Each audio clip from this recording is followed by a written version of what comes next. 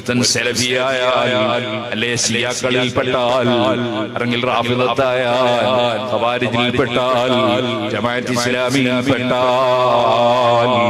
അവനെ പറ്റിയാണ് നബി സല്ലല്ലാഹു അലൈഹി വസല്ലം പറഞ്ഞ ഹദീസ് ഇമാം ബുഖാരി ഒരു തവണയല്ല രണ്ട് തവണയല്ല പല സ്ഥലത്തും ബുഖാരി ആവർത്തിച്ച് റിപ്പോർട്ട് ചെയ്തിട്ടുണ്ട്. ഫഅലൈഹി ലഅനത്തുല്ലാഹ്, അവൻ അല്ലാഹുവിന്റെ ലഅനത്തുണ്ട്. സുബ്ഹാനല്ലാഹ്. ഞാൻ ഏതോ ഒരു പ്രസംഗത്തിൽ പറഞ്ഞു, സുന്നിയല്ലാത്തവർക്ക് ഞാൻ മകളെ വിവാഹം ചെയ്തു കൊടുക്കാൻ പാടില്ല, മകളെ കെട്ടിച്ചു കൊടുക്കാൻ പാടില്ല എന്ന് ഞാനൊരു പ്രസംഗത്തിൽ പറഞ്ഞു. അത് പറയേണ്ടതല്ലേ മുസ്ലിമീങ്ങളെ? കാരണം അള്ളാന്റെ ലഅനത്തുള്ളവർക്കാണോ മകളെ കൊണ്ടുപോയി കെട്ടിച്ചു കൊടുക്കുന്നത്? അള്ളാന്റെ റസൂലിന്റെ അതേ മലക്കുകളെ ലഅനത്തുള്ളവർക്കാണോ മകളെ കൊണ്ടുപോയി കെട്ടിച്ചു കൊടുക്കുന്നത്? അങ്ങനെ ഒരു മുസ്ലിമിന് ധൈര്യം വരുമോ? അറിവില്ലാത്ത ജനങ്ങൾ അത്തരം കാര്യങ്ങളിൽ പെട്ടുപോകുമ്പോ പറയൽ നിർബന്ധമായതുകൊണ്ടല്ലേ മഹാനായ ഗൗസുൽ ആദം മുഹീദ്ദീൻ അബ്ദുൽ ഖാദിർ ജീലാനി ഖദ്ദസല്ലാഹു സിർറഹുൽ അസീസ് തങ്ങൾ അവരുടെ കിതാബുൽ ഉന്യത്തിൽ വളരെ വ്യക്തമായി പറഞ്ഞില്ലേ, ഫഅലൽ മുഅ്മിനീന ഇത്തിബാഉ സുന്നത്തി വൽ ജമാഅ. അതേ മുഅ്മിനായ മനുഷ്യൻ സുന്നത്ത് ജമാഅത്ത് ഫോളോ ചെയ്ത് ജീവിക്കണം എന്ന് പറഞ്ഞിട്ട് മഹാനവറുകൾ പറഞ്ഞു.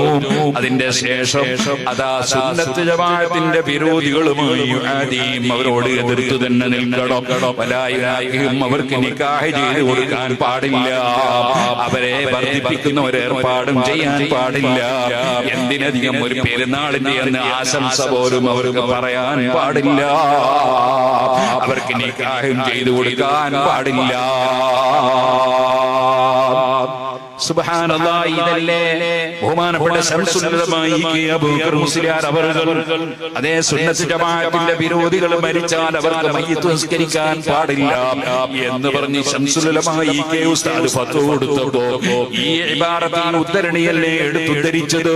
അപ്പൊ ശംസുൽ ഉലമയും പറയുന്നത് അത് തന്നെയാണ്. അങ്ങനെ സുന്നിയല്ലാത്തവന് വിവാഹം ചെയ്തു കൊടുക്കാൻ പാടില്ലെന്നാണ്.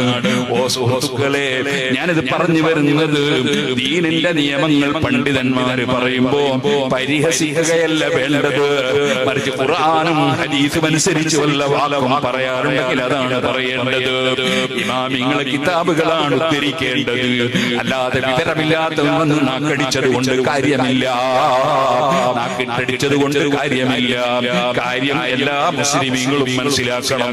വലായുനായും അവരുമായി നിക്കാഹ് ബന്ധം പാടില്ല എന്നത് മുഹീദ്ദീൻ ശൈഖ് തങ്ങൾ വെറുതെ പറഞ്ഞാണോ? അല്ല, അത് നബി സല്ലല്ലാഹു അലൈഹി വസല്ലം തങ്ങൾ തന്നെ പറഞ്ഞ ഹദീസ്, ഖദരിയത്തിനെ സംബന്ധിച്ച് പറഞ്ഞ ഹദീസ് മിസ്കാത്തിൽ നമുക്ക് കാണാൻ സാധിക്കും. അവരുമായി വിവാഹ ബന്ധം നടത്താൻ പാടില്ല. ആകയാൽ അല്ലാഹുവിന്റെ റസൂൽ പറഞ്ഞതെന്താണോ, ഇമാമിങ്ങൾ പറഞ്ഞതെന്താണോ, മുഹീദ്ദീൻ ശൈഖ് റളിയല്ലാഹു അൻഹു പറഞ്ഞതെന്താണോ, ഇബ്നു ഹജർ ഹൈതമി തങ്ങൾ പറഞ്ഞതെന്താണോ, ലോകത്തുള്ള ഇമാമിങ്ങൾ പറഞ്ഞതെന്താണോ അത് പറയലാണ് അഹ്ലുസ് സുന്നത്തി വൽ ജമാഅത്തിന്റെ പണ്ഡിതന്മാരെ കർത്തവ്യം. അത് നിർവഹിക്കുമ്പോൾ പരിഹസിച്ചിട്ട് കാര്യമില്ല. ഖുർആനിലേക്ക് മടങ്ങുക, ഹദീസിലേക്ക് മടങ്ങുക, നബി തങ്ങൾ പഠിപ്പിച്ച ആശയത്തിലേക്ക് മടങ്ങുക, തെറ്റായ വിശ്വാസങ്ങൾ വലിച്ചെറിയുക. ഇതാണ് ഏതൊരു മനുഷ്യനും ചെയ്യേണ്ടത്. അപകടം പറ്റിയിട്ട് പറഞ്ഞിട്ട് കാര്യമില്ല. മരിക്കുന്ന സമയത്ത് ഈമാൻ സലാമത്തായി മരിക്കണമെങ്കിൽ അല്ലാഹുവിന്റെ ലഅനത്തില്ലാത്ത നിലക്ക് ജീവിക്കണം, അല്ലാഹുവിന്റെ റസൂലിന്റെ ലഅനത്തില്ലാത്ത നിലക്ക് ജീവിക്കണം, മലക്കുകളെ ലഅനത്തില്ലാത്ത നിലക്ക് ജീവിക്കണം. ഇത് എന്റെ വകയിലല്ലോ.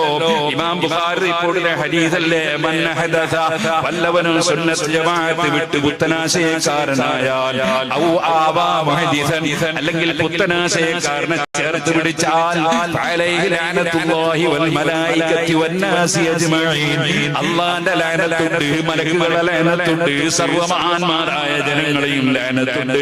അവന്റെ ഒരു ഫർളും സുന്നത്തും ലാ യഖ്ബലുല്ലാഹു മിൻഹു സർഫൻ വലാ അദില, അവന്റെ ഒരു ഫർളും സുന്നത്തും അല്ലാഹു ഖബൂൽ ചെയ്യൂല.